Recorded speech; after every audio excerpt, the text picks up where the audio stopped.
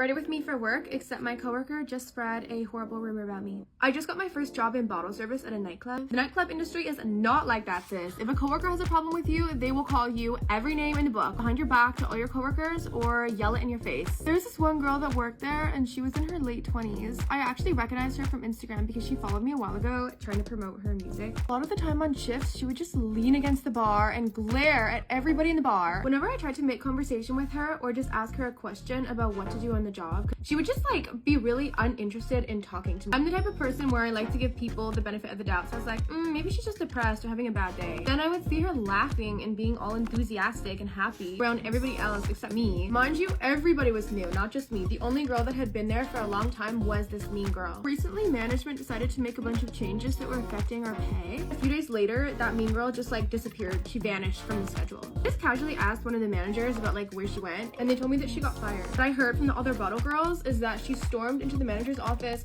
and started yelling at all the managers, standing up for us, and she got fired on the spot. The next day, she hops on a FaceTime call with all the other bottle girls. She was like, I can't believe that they fired me. 4 years, I put my life into this business. Crying hysterically, could barely understand her. I felt bad for her, but it also made me realize that maybe the club wasn't the best place to work. So I handed in my 2 weeks notice. Fast forward 1 week later, it's 3 a.m. Everyone's ready to go home. The club is closed. We're all in the break room chilling. And the manager was like, oh, we're gonna miss you so much. Why'd you hand in your 2 weeks notice all of a sudden? And I told her it was because I felt kind of weird staying in the workplace. I told her about the FaceTime call and how she was crying to all the bottle girls. And then the manager's like, oh, I'm sure she had a lot to say. And then she proceeded to tell me the real reason that this sis got fired. She had a history of talking about people behind their back and complaining about the people that she worked with. Just to recap, I quit my job because I felt bad for her because I actually have a heart. Know what she does to thank me? By telling everybody at work, including the managers, that I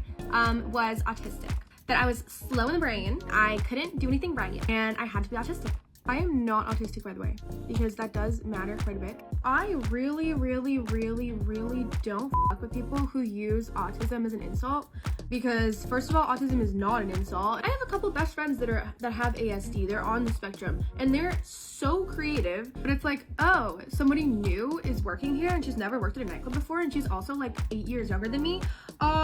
Must have autism. What f***ing logic is that? Like, oh, somebody new and asking me a question about the job that she just started working at because she has no experience in the club industry. The other bottle girls in the break room were like, yeah, she really hated you. She always called you slow. She didn't know what you were doing. Sure why you got hired here. Never gonna give a mean girl the benefit of the doubt ever again, and never trust somebody who's really mean to everybody for no reason. And your BBL is Lemby.